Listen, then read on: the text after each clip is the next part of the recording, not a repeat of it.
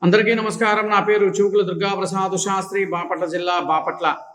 ఈ రోజున ఒక సామెతతో ఈ యొక్క వీడియో ప్రారంభం చేస్తున్నాను. ఆడలేక మధ్యల దరువు మీద పడ్డట్టు సామెత మనందరం కూడా విన్నాము. పూర్వీకులు మన పెద్దవాళ్ళు అంటూ ఉంటుంటారు. అంటే మనం చేయలేము, పక్కవాడు చేస్తే చూసి ఊరవలేమన్న తత్వంతో ఉండేవాళ్ళని ఆడలేక మధ్యల దరువు మీద పడ్డారు అని చెప్పని అంటారు. నేను ఈ మాట ఎందుకన్నానంటే, గత ప్రభుత్వంలో పనిచేసిన వైసీపీ నాయకుడు ఒక మంత్రిగా పనిచేసి మంత్రి పదవి హోదాకు కూడా సరైన న్యాయం చేయలేని ఆ వ్యక్తి ఈ రోజున ఒక ప్రెస్ మీట్లో మాట్లాడుతూ ఈ ఎన్డీఏ ప్రభుత్వాన్ని, నారా చంద్రబాబు నాయుడు గారిని మాట్లాడుతున్న ఒక వీడియోని క్లిప్పింగ్ నేను పెడతాను. ఆయన ఎవరో కాదు, పాపం పేర్ని నాని గారు, మచిలీపట్నం ఎమ్మెల్యే ప్లస్ మంత్రి, మాజీ మంత్రి ఆయన ఓడిపోయాడు. ఆయన మాట్లాడుతున్నాడు ఎన్డీఏ ప్రభుత్వం గురించి, చంద్రబాబు నాయుడు గారి గురించి ఆయన మాట్లాడుతున్న ఒక వీడియో క్లిప్పింగ్ మేము పెట్టిన తర్వాత మనం విశ్లేషణకు వెళ్దాము. ఖచ్చితంగా అందరం కూడా ఈ ఒక్క వీడియో చూడండి, అసలు ఏం మాట్లాడాడు అనేది. స్పృహ లేకుండా ఏదేదో 11 అని, 11, 12, 23 మన బతుకు 23 కాదా? 5 ఏళ్ల క్రితం మన బతుకు 23 కాదా? రాజకీయాల్లో మోసం చేసి కొద్ది కాలం ప్రజల్ని ఏమన్నా ఏమార్చచ్చు. ప్రజలు ఇప్పటికే 10 మాసాల్లోనే మీ బ్రతుకులేమిటో, మీ మోసాలేమిటో ప్రతిదీ అర్థం చేసుకున్నారు. చూశారు కదా ఆ వీడియో.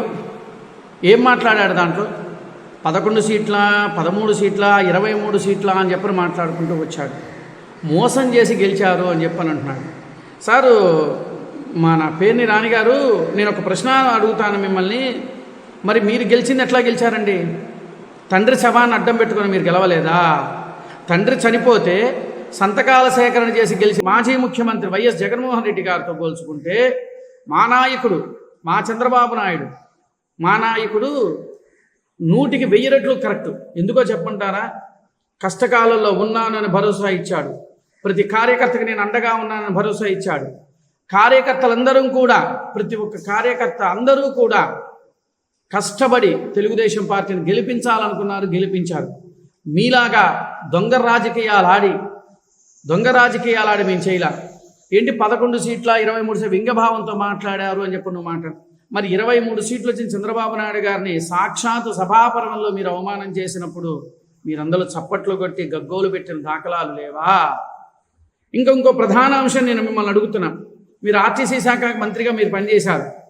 మరి మీ ఆర్టీసీ బస్సుల్లో కాలం చెల్లిన బస్సులు ఎందుకు తీసేయలేకపోయారు? మీరు మీ కొత్త బస్సులు ఎందుకు కొనుక్కురాలేకపోయారు? ఆ యొక్క ఆర్టీసీ సిబ్బందికి సరైన వేతనాలు కానీ, సరైన అలవెన్సులు కానీ ఎందుకు మీరు కల్పించలేకపోయారు?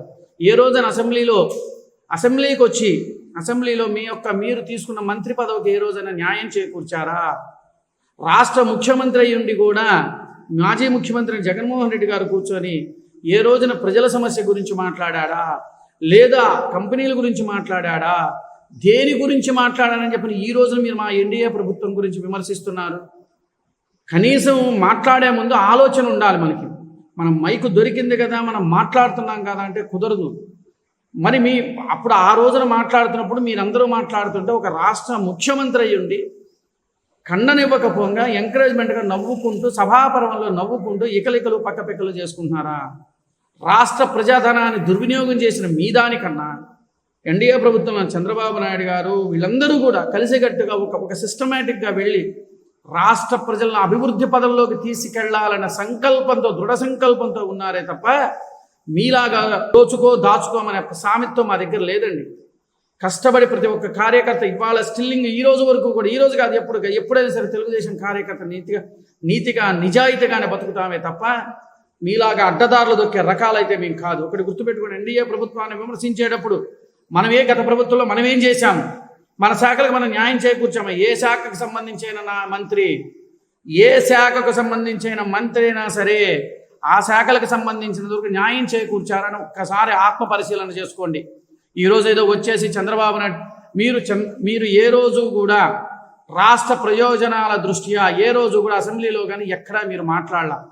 చంద్రబాబు నాయుడు గారిని, లోకేష్ బాబుని, పవన్ కళ్యాణ్ని ఇష్టానుసారంగా మాట్లాడటం కోసమే కేవలం మీరు అసెంబ్లీ సమావేశాలకు వచ్చారే తప్ప రాష్ట్ర ప్రయోజనాల దృష్ట్యా మనం మాట్లాడాలి, రాష్ట్ర అభివృద్ధి పరచాలని మీరు మాట్లాడాలి.